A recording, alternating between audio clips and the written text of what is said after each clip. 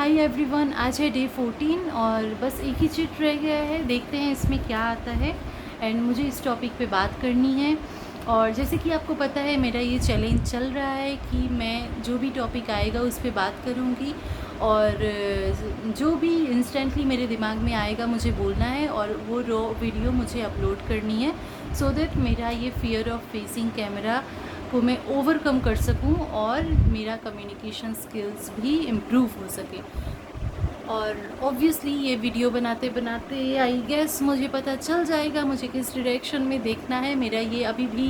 Confusion है and चलिए start करते हैं। The topic is biggest reason of unemployment. अभी जो मुझे मिला है वो है बिगेस्ट रीज़न ऑफ अनएम्प्लॉयमेंट। इस पे मुझे बात करनी है एंड ऑब्वियसली एज़ यूजुअल मैं थोड़ी सी नर्वस हूँ एंड यस, बट अनएम्प्लॉयमेंट ये काफ़ी भारी टॉपिक है अपने आप में, क्योंकि हमको पता है हमारे इंडिया में बहुत सारे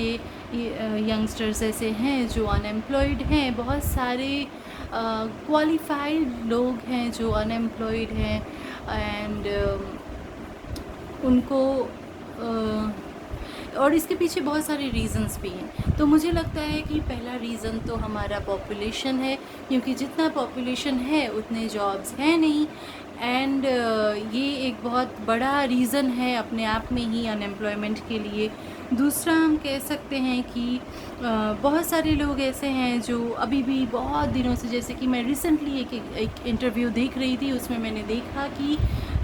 जो पर्सन था वो बहुत लाइक 2014 में उसने ग्रेजुएशन कंप्लीट किया था अपना, बट स्टिल अभी भी वो वही इंटरव्यूज़ दे रहा है, एग्ज़ाम क्लियर करने की तैयारी में है एंड उसने अभी तक कोई भी जॉब नहीं की है। ये पूरा ईयर उसने प्रिपरेशन एंड ट्राई अगेन के लूप में निकाल दिया एंड यस, तो कई लोग होते हैं जिनको ज़रूरत नहीं होती, जिनका सिर्फ एक ही गोल है क्लियर करना है, उनके लिए ठीक है। बट मेरे हिसाब से अनएम्प्लॉयमेंट की नज़र से देखने से यस, तो अपने इस डिसीजन के लिए वो अभी भी अनएम्प्लॉयमेंट की कैटेगरी में आ रहा है, अनएम्प्लॉयड है और अपने आप में वो सिलेक्टेड रखते हैं कि नहीं मुझे करनी है तो यही जॉब करनी है, वरना ठीक है। तो उनका बस एक ही गोल होता है एंड ऑब्वियसली अगर वो क्रैक नहीं कर पाते, वो अचीव नहीं कर पाते, तो उसके बाद के भी कॉन्सिक्वेंसेस हमको पता है क्या होता है। तो बहुत सारी चीज़ें ऐसी है अनएम्प्लॉयमेंट में अपना कंट्रीब्यूशन देती है और इसके रेशियो को बढ़ाती है। तो हम ये नहीं कह सकते कि सिर्फ गवर्नमेंट का और या फिर सिर्फ पॉपुलेशन का ही है, बहुत सारी चीज़ों का कंट्रीब्यूशन इसमें आता है। और सिमिलरली स्किल मिसमैच होना, क्योंकि अगर कोई है जैसे ज़ोमैटो हो गया, स्विगी हो गया, रैपिडो हो गया, काफ़ी सारी चीज़ें हैं जिसमें अगर कोई चाहे तो उसको वो एज अ एम्प्लॉई ज्वाइन कर सकता है। बट सिमिलरली ये सारी चीज़ें, जैसे कोई 10th पास है, 12th पास है, किसी के घर में काफ़ी प्रॉब्लम है तो वो कर रहा है, बट कोई अगर ग्रेजुएट है, किसी ने अच्छे से पढ़ाई की है, तो वो भले ही कितना अनएम्प्लॉयमेंट का शिकार हो लेकिन वो ये सब में नहीं जा रहा है। अभी भी कुछ लोग हैं जिनका एक ईगो बीच में आ रहा है और कहीं ना कहीं ठीक है, उनका अपना मैटर है, उनका अपना डिसीजन है, बट ये सारी चीज़ें भी है इफ़ेक्ट करती है और उनको उनके टाइप का जॉब नहीं मिल पा रहा है। और जितने मतलब जितनी ऑब्वियसली जितनी पॉपुलेशन है उतनी जॉब्स की रिक्वायरमेंट है नहीं and at the same time कुछ औरतें भी ऐसी है, अभी तो वर्किंग वुमेन का ज़माना है, तो